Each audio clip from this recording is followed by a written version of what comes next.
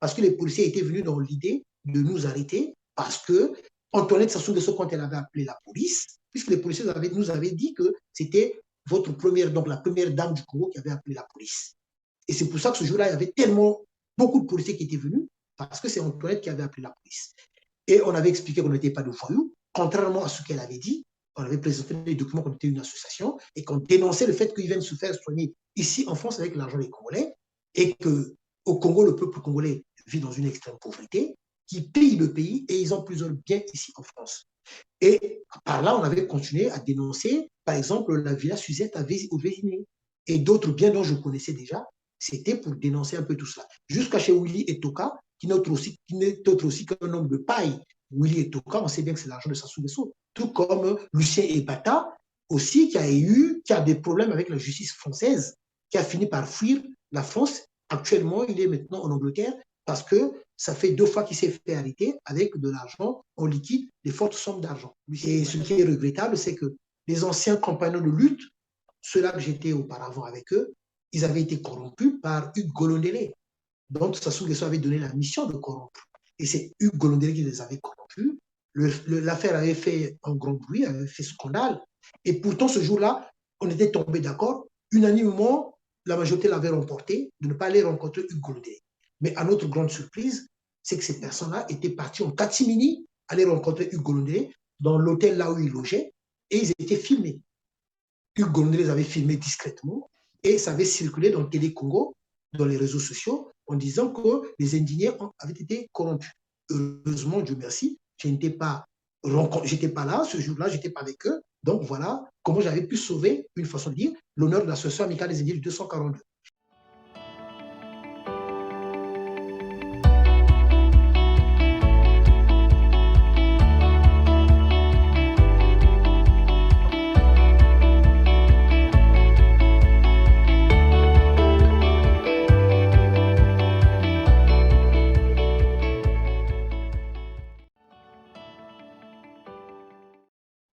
Bonjour, bonsoir, fidèles téléspectateurs. Bienvenue dans ce tout autre numéro de Droit de savoir où j'ai le plaisir de recevoir sur ce plateau Monsieur Roland Lévy-Nitou, qui n'est plus à présenter aux Congolais, mais pour ceux qui le découvrent, c'est un résistant politique contre la dictature de Brazzaville incarné par Denis Sassou Nguesso. Roland Lévy-Nitou s'est fait, entre autres, ligne de combat, traquer les biens mal acquis des caciques du pouvoir de Brazzaville et du clan Denis Sassou Nguesso. C'est ainsi qu'aujourd'hui, nous allons parler d'une banque dont Denis Sassou Nguesso serait actionnaire majoritaire. Bonjour Roland Lévy-Nitou, merci d'avoir accepté notre invitation et bienvenue sur notre plateau. Bonjour Monsieur Puissant-Perrin, bonjour, merci. Bienvenue aussi à ceux qui viennent de nous rejoindre pour la première fois sur Télar TV, faites comme les autres, likez et partagez pour améliorer notre référencement, mais surtout, ne manquez pas de vous abonner pour être prévenu de nos prochaines émissions. Moi, c'est Christian Perrin. Monsieur Roland Lévy-Nitou, alors vous vous êtes fixé comme ligne de combat, je l'ai annoncé d'entrée de jeu, de traquer les biens mal acquis des caciques du pouvoir de Brazzaville et du clan Denis Sassou Nguesso. Dernièrement, vous révélez devant le monde l'existence d'une banque dont Denis Sassou Nguesso serait actionnaire majoritaire. Est-ce que vous pouvez nous en parler, nous dire le nom de la banque et son emplacement? Où est-elle située au niveau de la France? Effectivement, dans le cadre de notre association amicale des idées 242, on s'était rendu dans le 8e arrondissement. Donc, la banque en question, c'est Afriland Fir Bank, qui est située dans le 8e arrondissement de Paris, dans la rue de Courcelles, plus précisément dans la rue de Courcelles. Donc, cette banque, qui est au numéro 88 de la rue de Courcelles, dans le 8e arrondissement de Paris, une banque privée. Une banque privée, d'où le siège social est au Cameroun. Le siège social est situé au Cameroun et ici en France, donc ils ont leur succursale.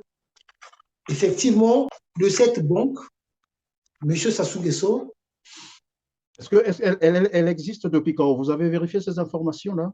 Oui, la banque, elle existe depuis longtemps. Donc, la banque, dans les documents administratifs français, Dans les banques, donc, en ce qui concerne le registre national du commerce et des sociétés, la banque, elle existe depuis longtemps. Mais, donc, depuis 1995, mais cette banque n'avait pas autant de moyens qu'ils en possèdent actuellement.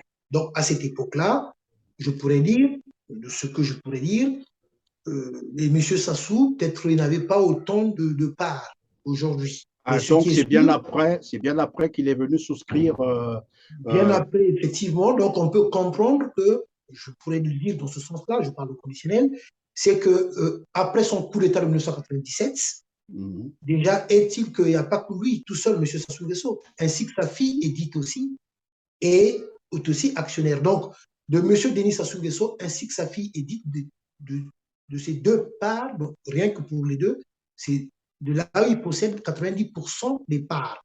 Donc, ce qui fait qu'ils sont devenus actionnaires majoritaires concernant au niveau de cette banque.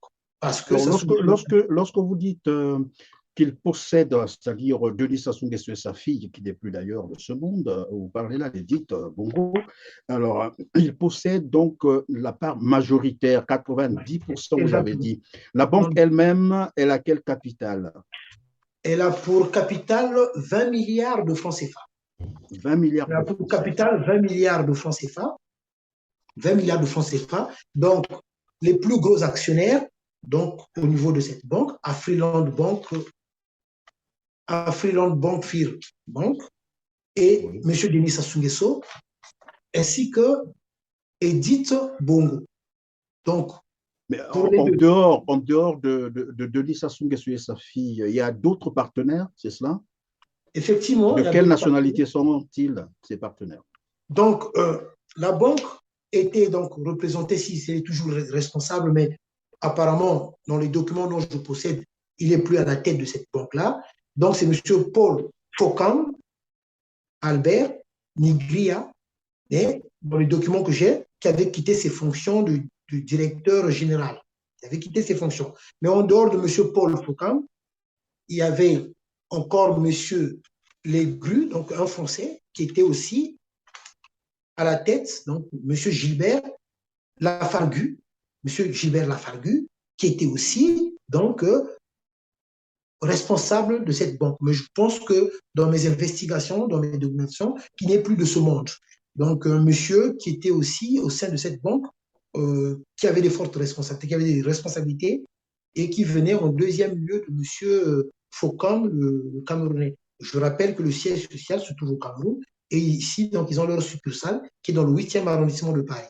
Donc, monsieur Gilbert Lafergu, je pense qu'il n'est plus de ce monde, mais qui avait aussi des responsabilités au sein de cette banque, qui a Oui, pour mais, pardon, capital, avant qu'on puisse continuer, est-ce que c'est une banque qui fonctionne comme toutes les autres banques au niveau de la France? c'est une banque privée, donc ce n'est pas dans le même contexte comme par exemple la BNP ou Société Générale. Quand je dis ça, ce n'est pas dans le même contexte, dans le cadre, parce que par exemple, la BNP, que ce soit Société Générale, ils ont des agences un peu Mhm. partout, hein, en France par exemple.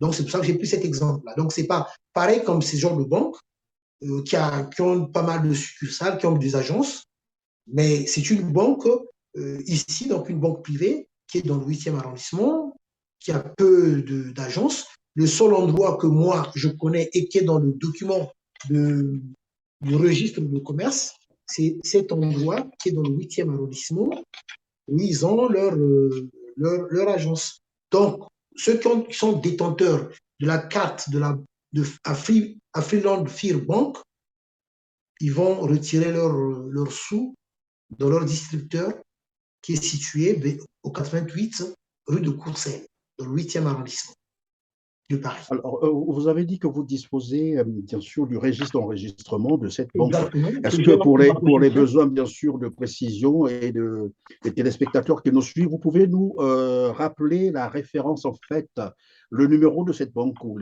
si ça existe, bien sûr. D'accord, ok. Donc, Afriland Fair Bank, Sirène 402 687 487. Numéro de gestion 19 95 B 14 572. Donc, début d'activité. Donc, la capitale il est bien mentionné, le montant est bien mentionné, 20 milliards de francs CFA.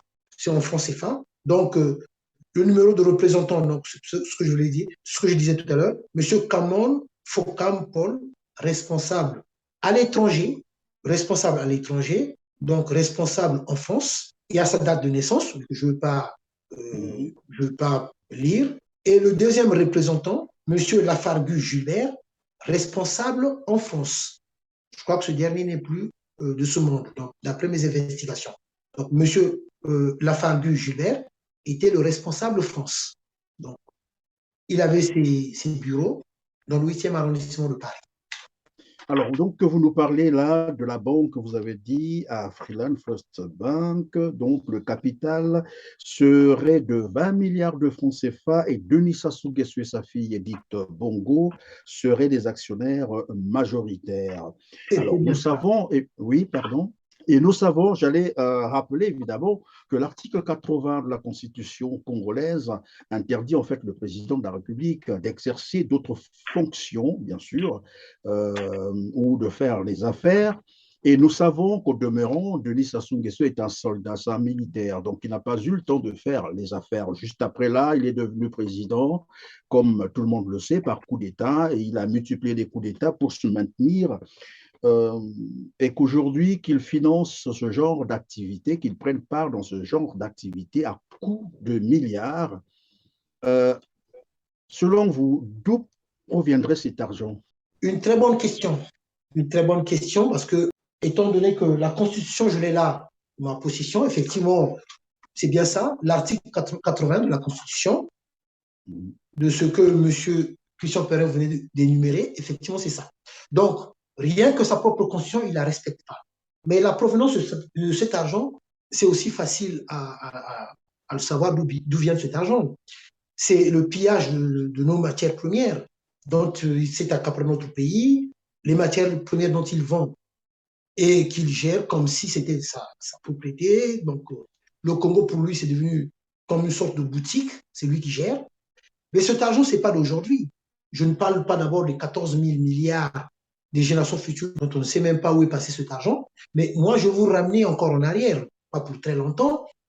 Ces 36 comptes qui sont gérés en République de Saint-Marin, gérés par M.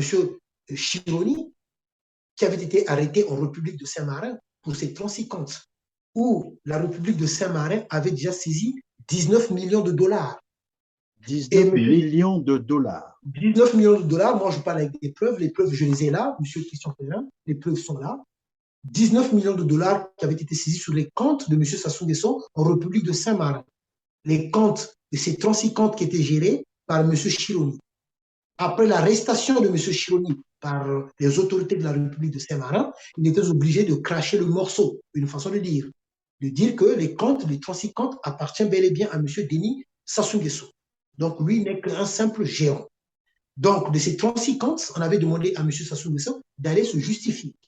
Donc, vu qu'il était dans les capacités de se justifier de cet argent qu'il était parti planquer en République de Saint-Marin, donc la République de Saint-Marin avait fini par saisir les 19 millions de dollars de ses comptes. Donc, j'ai le document, par exemple, où le procureur de la République de Saint-Marin avait eu à donner quelques détails, dont je vais lire très rapidement.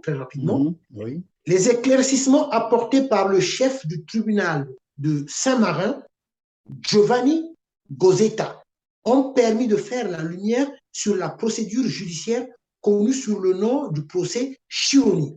Saint-Marin s'est emparé des 19 millions de dollars d'un dictateur congolais qui a dépensé, donc en ce moment-là, quand il se retrouvait en République de Saint-Marin, il avait dépensé 100 000 dollars en chaussures de crocodile, dont il avait acheté même la Gazeta, donc les journalistes de la République Saint-Marin avaient même publié de ces dépenses qu'il avait effectuées en République de Saint-Marin.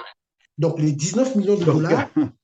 Un président de la République d'un pays très pauvre et lourdement endetté qui va s'attraper les chaussures de l'ordre, vous avez dit de 100 000 dollars, chaussures de 100 000 dollars en crocodile. Donc, il avait dépensé 100 000 dollars en chaussures de crocodile. Et ça, les journalistes de la République de Saint-Marin l'avaient bien notifié dans leur journal, là-bas en République de Saint-Marin. On peut Mais imaginer donc que c'est l'achat de ces chaussures qui avait probablement déclenché les enquêtes. Pourquoi pas? exactement, c'est les dépenses faramineuses dont il avait effectué en République Saint-Marin qui avaient mis la puce à l'oreille aux journalistes d'investigation de mener les enquêtes. Et après de ça, il s'était rendu compte que il y avait M. Chironi qui gérait ses transicantes. Et de là, M. Chironi était obligé de décracher le morceau plutôt, devant les juges, dire la vérité que les 19 millions de dollars, que les transicantes appartiennent à M. Sassou Nguesso, et donc les 19 millions de dollars ont été saisis par la République de Saint-Marin. Au moment où je vous parle, M. Christian Perrin, l'argent est dans les caisses de l'État de la République de Saint-Marin, donc l'argent des Congolais saisi dans les transicantes de M. Sassou Nguesso en République de Saint-Marin. Aujourd'hui, on sait bien que c'est une famille où jamais une semaine sans être citée dans un scandale financier ou de détournement de fonds. Alors, mais en dehors donc de cette banque que vous nous parlez aujourd'hui, Afriland First Bank, il y a bien d'autres activités que vous avez probablement aussi exposées, puisque vous êtes devenu le chasseur des, comme qui dirait, des biens mal acquis du clan Denis Sassou Nguesso. Effectivement, en parlant de cette banque, c'est pour ça que j'ai souvent l'habitude de sortir de l'information et je garde bien d'autres informations pour voir comment ils vont réagir. Mais en gros, ils ne réagissent pas parce qu'ils savent que c'est la vérité. Ben, ils n'ont pas un mot à dire parce qu'à chaque fois, je leur lance un défi de leur dire que vous pouvez saisir la justice, les tribunaux pour diffamation si vous n'êtes pas d'accord avec ce que je dis. Mais en dehors de cette banque-là dont il est actionnaire majoritaire, avec sa fille qui n'est plus de ce monde, sa fille, donc, dont il détient 90%, effectivement, M. Sassou Nguesso a d'autres activités dont j'ai des preuves. Par exemple, la banque Cabo Verda, donc une banque au niveau du Cap Vert, où c'est M. José Vega qui est actionnaire majoritaire. Mais qui est M. José Vega? Parce que le peuple congolais doit savoir qui est M. José Vega. Monsieur José Vega n'est tout autre qu'un homme de paille qui travaille pour le compte de M. Denis Sassou Nguesso, un ancien agent de joueur de football qui s'était converti dans le pétrole comme par hasard, et c'est sur le pétrole congolais dont il s'est spécialisé. Monsieur José Vega qui avait été arrêté dans son propre pays d'origine, le Portugal, pour blanchiment d'argent, l'argent des Congolais. Parce qu'il y avait ce scandale de M. Ondongo Gilbert au Portugal, cette fameuse villa d'Ondongo Gilbert qui avait été saisie par les autorités portugaises. Une fois dans la perquisition dans la villa de M. Ondongo Gilbert, les autorités portugaises avaient trouvé 8 millions d'euros en espèces. 8 millions d'euros en espèces. Et comme 8 millions d'euros, vous avez dit, en espèces dans la villa dans la villa de M. Gilbert Ondongo au Portugal. L'ancien, comment tu l'appelais? Gilbert Ondongo, celui qui était au Trésor, là? Au Trésor, exactement, au Trésor. Gilbert Ondongo. Donc, de ce scandale au niveau du Portugal, la villa avait été saisie par les autorités portugaises et lors de la perquisition, ils avaient trouvé 8 millions d'euros en espèces. Mais les autorités portugaises avaient compris que c'est M. José Vega qui était l'homme de paille qui faisait tout. Donc, il avait été arrêté au Portugal, entendu par les autorités portugaises pour blanchiment d'argent, l'argent des Congolais. Ce même José Vega, il est actionnaire majoritaire d'une banque qui est du côté du Cap-Vert. Donc, si vous avez une bonne mémoire peuple congolais, à un moment donné, je crois que les fausses autorités de la République du Congo avaient effectué même un voyage du côté du Cap-Vert. C'est parce que tout simplement, l'argent des Congolais est planqué à cette banque et ils avaient besoin de liquidités. Et c'est pour cela que de leurs escapades, ils avaient fait un tour du côté du Cap-Vert, c'était pour récupérer des liquidités dans une banque dont ils sont propriétaires, gérée par M. José Vega. Donc, je vais vous montrer la photo et je vais vous montrer tout le document, l'archive que j'ai concernant cette fameuse banque. Ça y est là, la banque portugaise. Donc, Banco Capo Verda. Donc, mais lorsque vous parlez de José Vega, n'est-ce pas celui qui a géré le projet Eau pour tous au Congo, Brazzaville, non? Effectivement, c'est bien lui. Effectivement, c'est M. José Vega, Eau pour tous au Congo. Où sont passés les millions? Où est passé tout l'argent qu'on avait sorti du trésor public pour ce fameux projet? Rien et qu'aujourd'hui, on se retrouve dans une situation où finalement, les gens n'ont pas l'eau potable et nous voyons circuler sur les réseaux sociaux, mais franchement, un scandale, dirait-on, de l'eau, mais d'une couleur et qui sort dans les Et de quelle robinets au couleur? Congo-Brazzaville. Et de quelle couleur? Donc, de quelle couleur? Voilà le bâtiment de la banque, dont M. Sassou Nguesso est patron, actionnaire majoritaire, géré par M. José Vega, qui a beaucoup de parts de pourcentage, M. José Vega, mais qui n'est autre qu'un homme de paille, José Vega, qui travaille bel et bien avec Denis Sassou Nguesso, et donc un homme de main. Voilà la banque qui est là, qui est du côté du Cap-Vert. La banque est bel et bien là, du côté du Cap-Vert. Et M. José Vega, dans les documents, vous allez le retrouver. Voilà. Vous allez le retrouver. Donc, je vais vous montrer là où son nom est cité. Voilà. C'est un peu donc, en portugais, mais vous allez voir, c'est en portugais. Ça, c'est cette fameuse banque, Banco Internacional de Capo Verde, Cap Vert. Et M. José Vega, son nom est cité, son nom est bien mentionné là. Il s'appelle José Emmanuel Vega. Ça y est là. Il y a d'autres éléments à nous présenter? D'accord. Donc, en dehors de ça, le peuple congolais doit être informé, doit savoir effectivement où va notre argent. De tout cet argent-là, comme je venais de le dire, n'oublions pas qu'il y avait les 14 000 milliards de générations futures qui sont partis en fumée. Mais là, par exemple, je vous ai parlé sur le scandale de Saint-Marin. Mais en dehors de ça aussi, ils sont lancés dans ce qui concerne les achats immobiliers. Dans ce que j'ai comme document, n'oublions pas aussi au passage, je rappelle que je lui pose la question à Denis Sassou Nguesso, qui est réellement propriétaire de le Regina à Nice, plus précisément. Un bâtiment luxueux.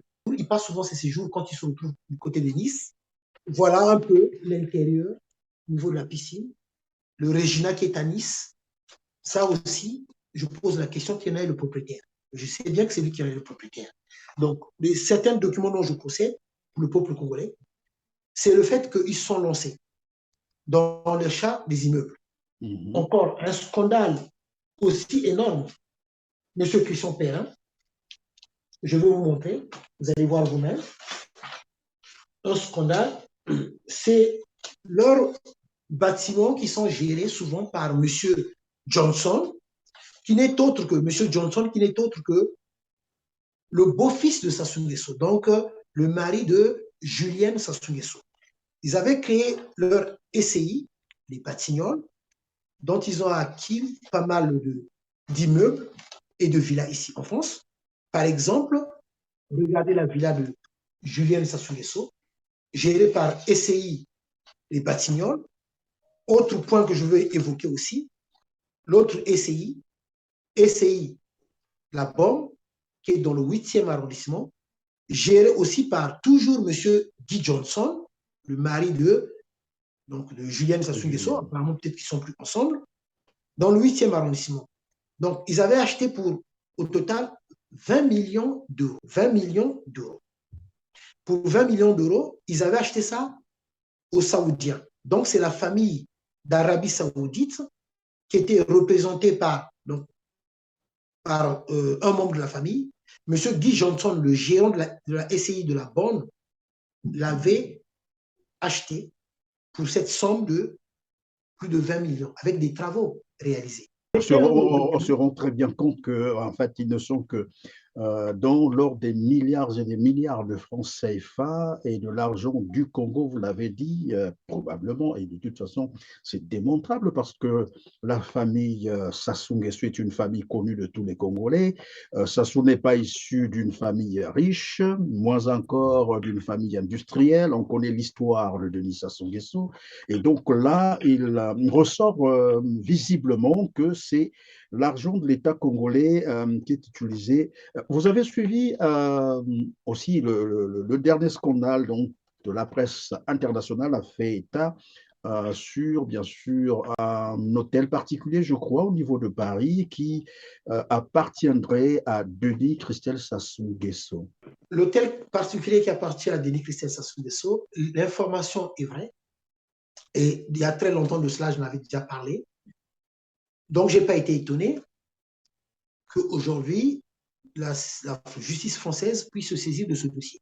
Parce que Denis Christelle Sassou Nguesso, ça fait longtemps qu'il est dans le collimateur de la justice française.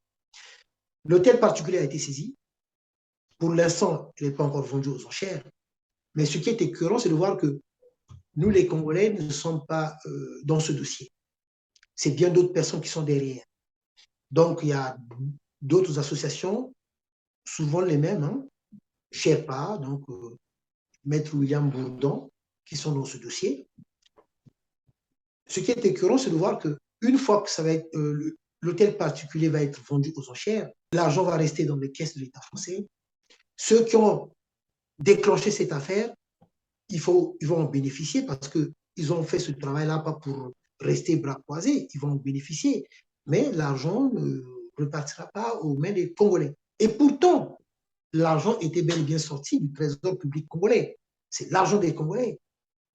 Donc voilà, encore une fois de plus, c'est que l'argent des Congolais est jeté à la fenêtre et l'hôtel particulier où Nathalie Mbumba, sa maîtresse, donc soi-disant qui est devenue officielle sa femme, réside. Puisque même si l'hôtel particulier a été saisi, mais il y a un délai. On va leur accorder un délai par la justice avant pour qu'ils puissent déménager en attendant que ça puisse être mis en vente. Et donc, c'est là-bas que vit, vous avez dit, sa maîtresse, c'est ça? Nathalie Mbumba, sa maîtresse Nathalie Mbumba. Donc, un hôtel particulier qui est situé du côté de Neuilly-sur-Seine, dont il avait acheté à plus de 5 millions d'euros. Et après les travaux réalisés de cet hôtel aussi, qui est aussi de hauteur de 5 millions d'euros, donc au total, ça fait une facture de plus de 10 millions d'euros, ce qui avait fait un scandale au niveau de la brigade financière. Oui, mais ce qui est paradoxal dans tout ce que nous sommes en train d'apprendre ici, c'est qu'à côté, nous avons des étudiants congolais à l'étranger qui tirent, comme qui dirait, le diable par la queue, qui n'ont pas leur bourse, 4 ans, 3 ans sans bourse. Dernièrement, ce sont les étudiants à Cuba, je crois, qui nous parvenaient, bien sûr, qui nous envoyaient des messages pour dire, mais ici, on n'arrive plus. C'est quand même bizarre. Alors, monsieur Roland Lévy-Nitou, lorsque vous reveliez évidemment l'affaire de la banque Afriland First Bank, vous avez dit que l'avocat de Denis Sassou Nguesso dans cette affaire avait osé même porter plainte contre les ONG qui avaient dénoncé évidemment cette banque. Je ne sais pas si c'est cela le contexte, mais que finalement cet avocat avait perdu le procès. Est-ce que vous pouvez revenir là-dessus, nous en dire un peu mieux?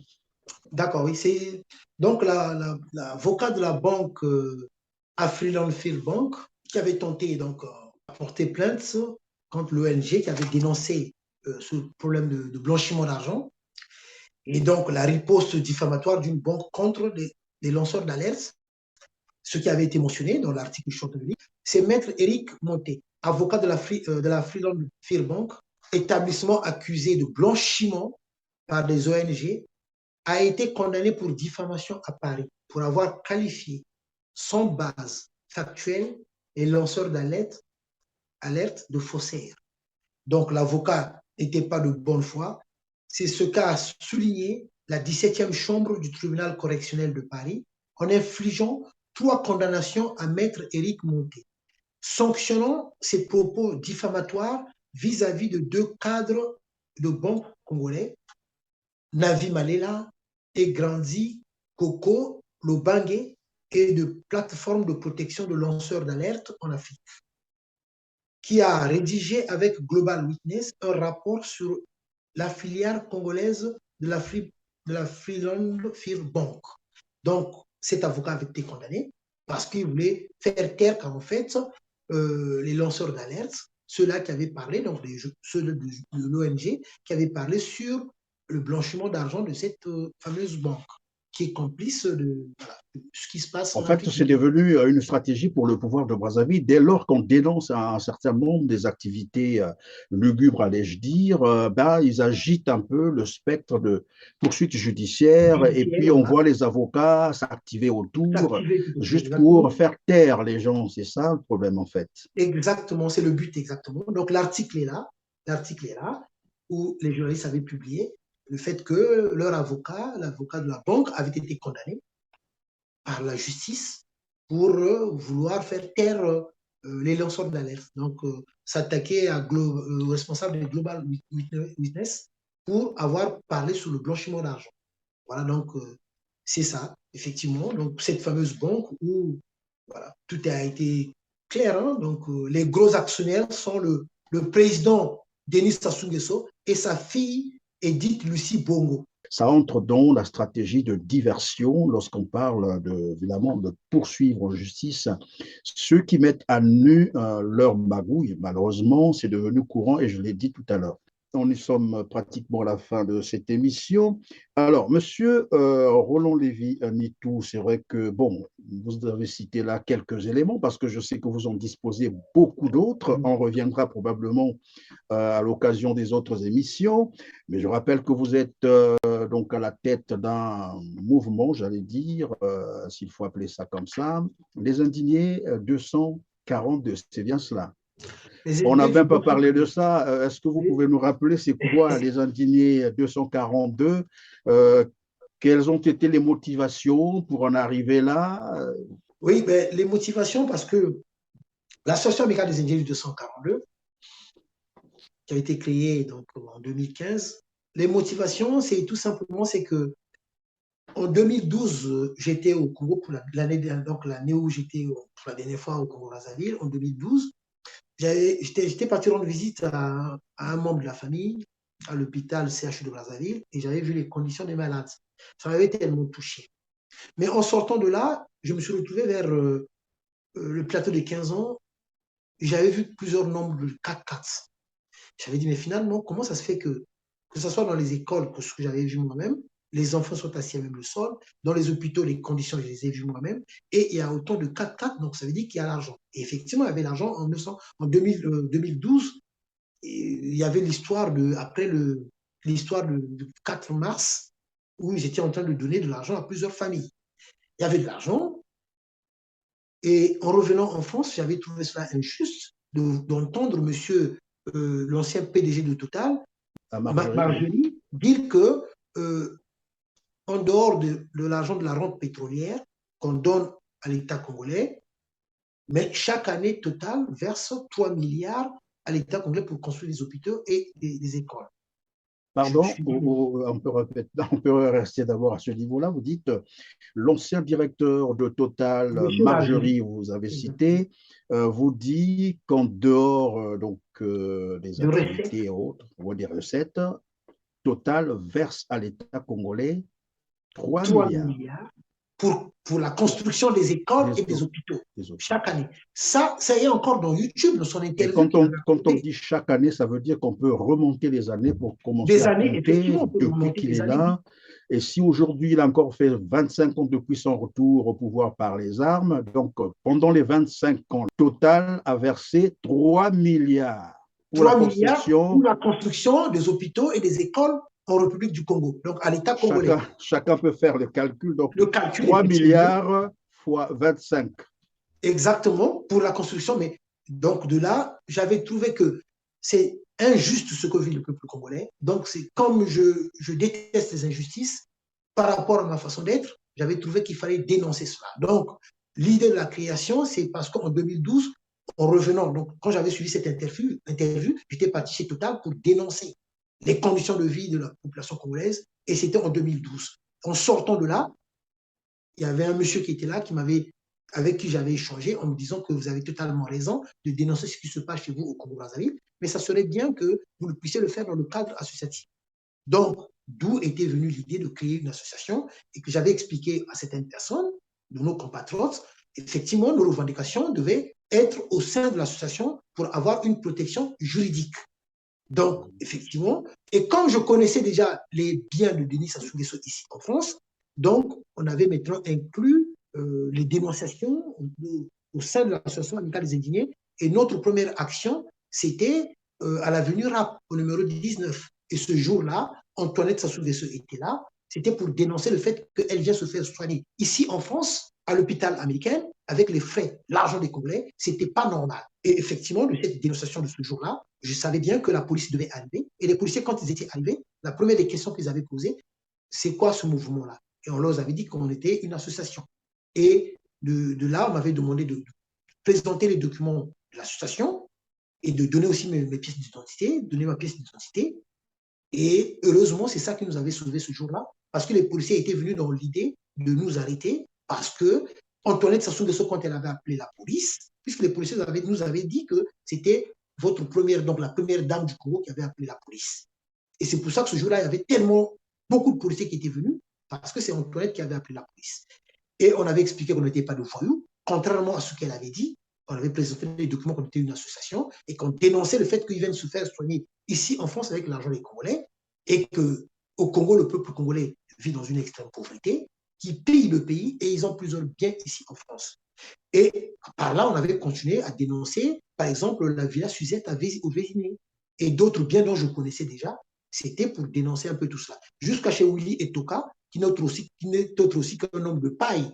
Willy Etoka, on sait bien que c'est l'argent de Sassou Nguesso. Tout comme Lucien Ebata, aussi, qui a des problèmes avec la justice française, qui a fini par fuir la France. Actuellement, il est maintenant en Angleterre parce que ça fait 2 fois qu'il s'est fait arrêter avec de l'argent en liquide, des fortes sommes d'argent. Lucien Ebata, Willy Etoka, qu'on nous a toujours présenté comme le plus riche du Congo et le milliardaire parmi les milliardaires.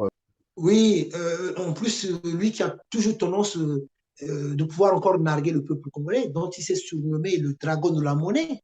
Et moi, je l'avais rebaptisé le dragon de Mafuta, Willy Etoka, parce que Willy Etoka, voilà, il n'est pas issu d'une famille riche.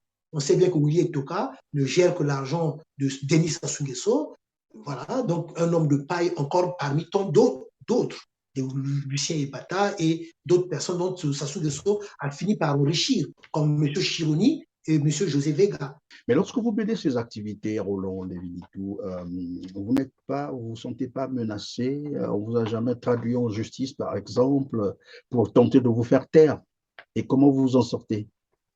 Les menaces, je le vis au quotidien, c'est pas d'aujourd'hui. Je ne veux pas tout le temps dire à chaque vidéo que oui, je reçois des appels. D'abord, je ne prends plus les appels anonymes, mais ils avaient changé leur méthode. Ce ne sont plus des appels anonymes. Le numéro apparaît. Mais comme ici en France, on peut se procurer des puces rapidement, voilà, et le numéro va apparaître. Et au bout de quelques temps, la personne peut se débarrasser du de la numéro. puce, oui. Donc, des menaces, oui, au quotidien, des appels, des menaces physiques. J'ai été souvent victime de cela, des menaces physiques où j'ai été menacé. J'ai eu à échapper à 2 tentatives d'enlèvement. La justice française est au courant de cela. J'ai été attaqué à plusieurs reprises, dans le vol de portable aussi. Le problème se trouve au niveau de la justice, dont nous allons comparaître encore à nouveau avec le voleur du portable qui a été délégué par Denis Sassou Nguesso lui-même. Donc, le problème est au niveau du tribunal de Versailles. C'est au mois de décembre que le juge va statuer sur ce problème-là. Des menaces, oui, je vis des menaces, mais aujourd'hui, on ne peut pas vivre dans la peur. Moi, je trouve cela anormal qu'un groupe de bandits, des gens qui n'ont jamais acquis la légitimité du peuple congolais, ils sont revenus par un coup d'État au pouvoir en chassant un président qui a été élu démocratiquement. Toutes ces personnes ne rêvaient que d'une seule chose, revenir au pouvoir par des armes pour s'enrichir. Et aujourd'hui, j'ai de la peine pour ceux qui ont servi ces personnes-là pour revenir au pouvoir parce qu'ils n'ont pas le même train de vie que les Denis Christelle Sassou Nguesso, ainsi que Sassou Nguesso lui-même, Claudia Ninel, ainsi que Julienne Sassou Nguesso, dont j'ai les documents ici. C'est scandaleux ce qu'ils font parce que moi j'ai des preuves. Et j'ai toujours dit à ces derniers-là, s'ils ne sont pas d'accord avec mes propos, ce que je dis, il n'y a pas de souci, les tribunaux sont là. Parce que je sais que ce sont des voleurs. Et dans la vie, on ne respecte pas les voleurs. On n'applaudit pas les voleurs. La place d'un voleur, c'est en prison et ce sont des criminels. Aujourd'hui, on parle des crimes économiques. N'oublions pas qu'ils ont commis des crimes de sang. Ils continuent jusqu'aujourd'hui à commettre des crimes de sang. Donc, ce sont des criminels et on ne peut pas respecter les criminels. Je possède pas mal de dossiers qui accusent Sassou Nguesso ainsi que son entourage, son clan. Et j'ai cité les noms ici, des Guy Johnson, qui sont devenus riches, multimilliardaires avec l'argent des Congolais. Donc voilà, on ne peut pas accepter ce genre de choses. Ils sont bien nombreux. Ils ont investi. Pourquoi ils ont investi dans plusieurs banques? Parce qu'il a peur.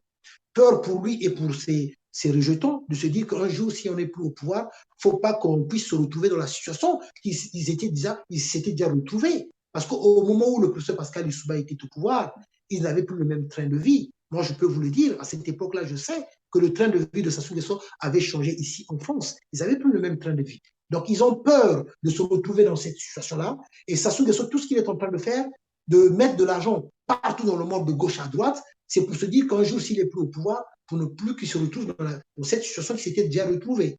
Et il pense aussi pour ses enfants. Donc, aujourd'hui, est-ce qu'on peut nous expliquer, parce que le temps nous est court, Non, je mais vous en prie, oui, allez-y, oui. le dossier de Guinvor que je n'ai pas eu à évoquer, on ne me dira pas le contraire. Ou Kiki Christelle Sassou Nguesso est cité du début jusqu'à la fin. Le vol de pétrole congolais, parce que le peuple congolais doit savoir comment a été structuré ce mode de vol de pétrole congolais. Comment? C'est tout simplement parce que Denis Christelle, par ses sociétés offshore, tout ce qu'il a pu créer, ils achètent le pétrole congolais à bas prix. Donc, j'explique pour que le peuple congolais puisse comprendre terre à Tout à terre. fait, oui. Donc, le prix du baril de pétrole, en ce moment-là, quand il y avait eu le scandale de Guinvor, le prix du baril de pétrole était à 150 dollars. 150 dollars. Donc, c'est quoi le problème? C'est que, par exemple, je prends un exemple, Kiki va acheter le prix du baril de pétrole, par exemple, à 10 dollars.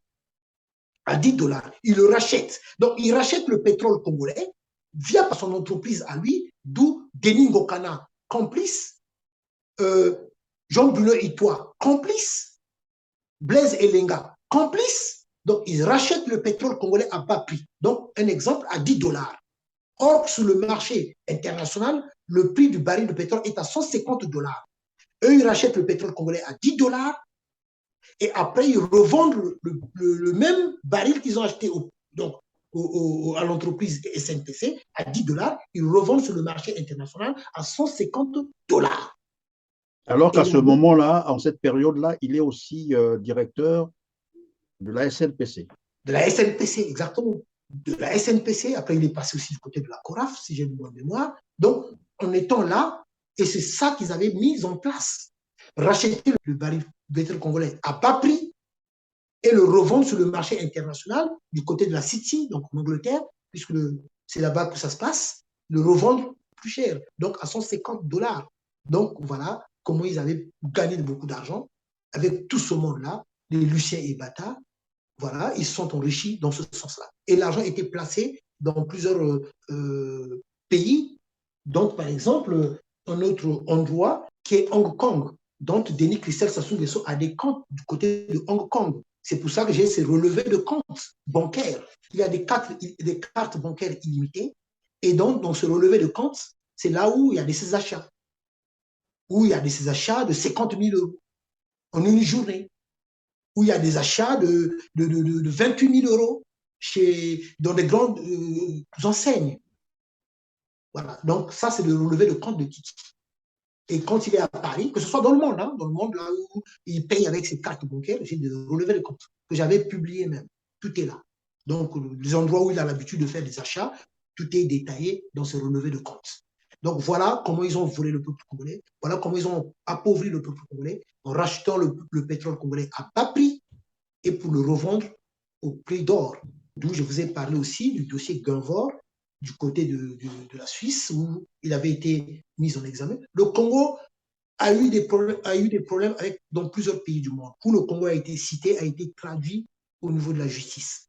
Que ce soit du côté de l'Australie, du côté de la Suisse, en Angleterre, en Italie, en République de Saint-Marin, en Espagne, ici en France, aux États-Unis d'Amérique, Canada, îles Vierges britanniques. Si je dois compter les pays, il y en a tellement de pays où le Congo a été ramené devant la justice. Il y a eu des procès pour blanchiment d'argent, vol. Personne ne pourra me dire le contraire. Donc, ils ont investi dans pas mal de... Donc, d'où les menaces que je reçois souvent. Mais dans le passé, il faut le rappeler aussi. Eux, ils pensent que tous les Congolais, on peut acheter tous les Congolais.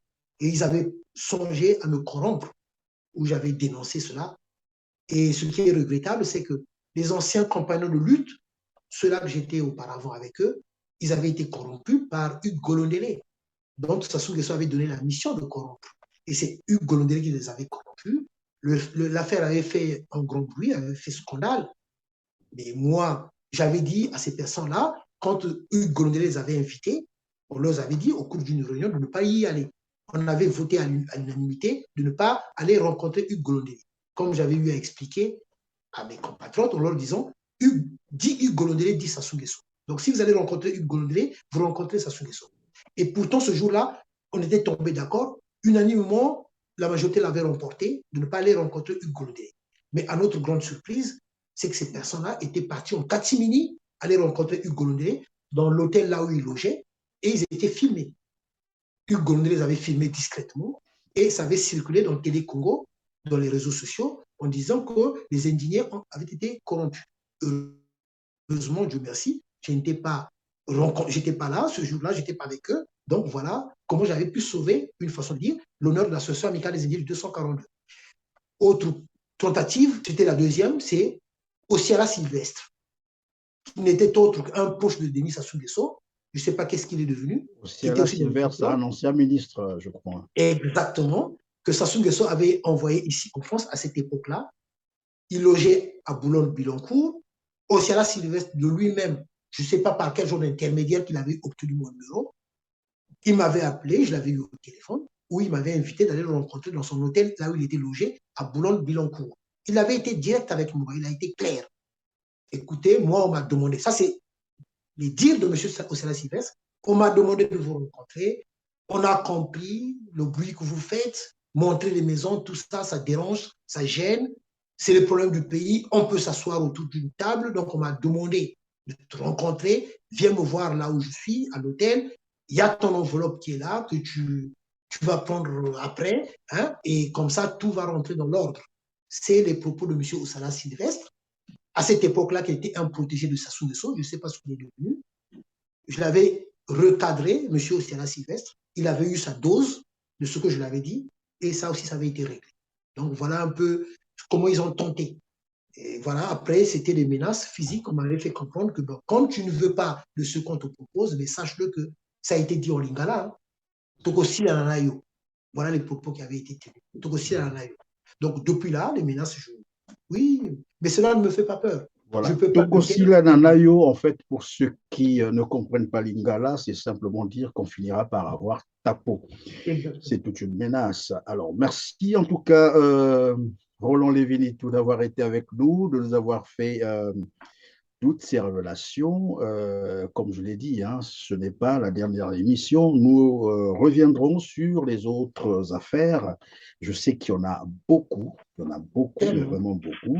Et merci donc d'avoir disposé ce temps pour aujourd'hui, pour nous et pour nos téléspectateurs, à moins que vous ayez un dernier mot. Ben déjà, pour terminer, un dernier mot, c'est déjà merci à M. Christian Perrin et à son équipe. Merci de m'avoir invité. Un dernier mot au peuple congolais, ne baissons pas les bras. Sassou Nguesso, s'il est resté longtemps au pouvoir, pour dire ceci, chers compatriotes, de l'autre côté, quand même, il faut que nous puissions nous remettre en cause.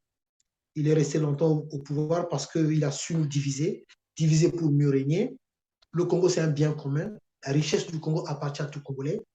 Mais de cette division, ça a fait en sorte son bonheur à lui. Nous devons nous lever parce que nous n'allons pas continuer à assister voilà, oui. Nous devons nous lever, s'unir pour chasser ce groupe de bandits, tout en sachant bien qu'ils n'ont jamais eu la légitimité du peuple congolais. C'est par un coup d'État dont ils sont revenus au pouvoir. C'est triste à voir que nous-mêmes, les Congolais, nous ne prenons pas le devant pour parler de certaines choses. Là, nous parlons de l'hôtel particulier de Denis Christel Sassou Nguesso qui a été saisi. Mais je rappelle au passage, pour terminer, c'est que Greenpeace, c'est une façon de dire, ce sont les Blancs qui s'étaient levés pour s'indigner de la manière que les forêts congolaises sont pillées.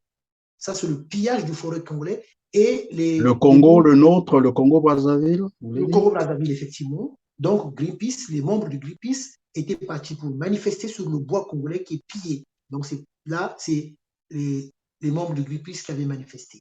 Donc, voilà. Et très curieusement, on n'a jamais présenté les recettes du bois congolais. Jamais, ni à l'Assemblée nationale, ça n'a jamais figuré dans... Et pourtant, que ce soit dans toute l'étendue de la République, les forêts congolaises sont pillées. Et c'est vraiment regrettable. Donc, chers compatriotes, mon dernier mot, c'était ça. Courage, nous allons gagner, nous allons vaincre ce dictateur qui se croit être éternel. Aujourd'hui, ça dit que ce qui m'écoeure, comme je l'avais dit, les biens qui sont saisis ici. Mais il n'y a pas que l'hôtel particulier. Denis Christian Sassou Nguesso, il y a 2 appartements qui ont été saisis aussi. De tous ces biens, l'argent reste dans les caisses de l'État français. D'où je rappelle dans l'histoire, c'est comme le cas de M. Ferdinand Marcos. Le Ferdinand Marcos, l'ancien président de Philippines, les biens de Ferdinand Marcos avaient été saisis par la justice française, mais l'argent n'a jamais été restitué auprès du peuple philippin. C'est pas normal. Donc, peuple congolais, voilà, prenons ces exemples-là, levons-nous, battons-nous. Et aujourd'hui, c'est vraiment regrettable, pour terminer sur ces mots, concernant les bébés noirs. Cela n'est pas de notre culture. Bébé noir, de prendre les machettes, couper les gens en petits morceaux, c'est pas de notre culture. Nous sommes des Bantous, nous avons des valeurs. Voilà, que Sassou Nguesso nous a ramené les bébés noirs, c'est vraiment regrettable. Mais nous savons bien que le chef des bébés noirs, c'est Denis Sassou Nguesso, ainsi que son général braqueur, Jean-François Ndégué, et nous devons faire le nécessaire pour que nous puissions revenir de ce que nous étions auparavant, le Congo d'avant, le Congo des valeurs, le Congo du respect, parce que nous avons été éduqués dans ce sens-là. Aujourd'hui, il y a les bébés noirs, c'est vraiment regrettable. Donc voilà mes derniers mots. Merci à vous qui nous soutenez moralement, spirituellement et physiquement. En tout cas, merci, vous qui êtes là, et merci à Christian Perrin et à son équipe. Merci pour tout le travail. Je serai toujours reconnaissant avec Christian Perrin parce que jusqu'à aujourd'hui, peut-être Christian Perrin ne le sait pas, il y a une vidéo qui m'a tellement marqué, qui restera toujours parmi les meilleures vidéos. C'est là où il avait montré Pointe Noire. Cette fameuse vidéo que M. Christian Perrin avait associé mes paroles avec les images de la ville de Pointe-Noire, ce qui est devenu Pointe-Noire. Ponton la Belle qui est devenu Ponton Poubelle. En tout cas, merci à Christian Perrin pour tout ce travail parce que cette vidéo-là m'a beaucoup marqué. Eh bien voilà, je retiens en définitive que découper son semblable avec une machette n'est pas une culture congolaise. Elle nous a été importée d'ailleurs et cela nous rappelle le génocide au Rwanda. Malheureusement, c'est devenu le quotidien des Congolais. Cette pratique nous a été ramenée au Congo sous le régime de Denis Sassou Nguesso. J'ai aussi noté que la place des criminels et des voleurs, c'est la prison et non au pouvoir. En tout cas, merci M. Roland Lévy-Nitou d'avoir été avec nous, d'avoir échangé avec nous aujourd'hui. À vous aussi, mesdames, mesdemoiselles et messieurs, merci de l'attention toute particulière que vous accordez à notre média Keller TV. Likez et partagez pour améliorer notre référencement. Ceux qui nous ont rejoints pour la première fois sur Keller TV, en tout cas, ne manquez pas de vous abonner pour être prévenus de nos prochaines émissions. On se dit donc à très bientôt, mais d'ici là, prenez vraiment soin de vous car chaque jour est une vie. Merci.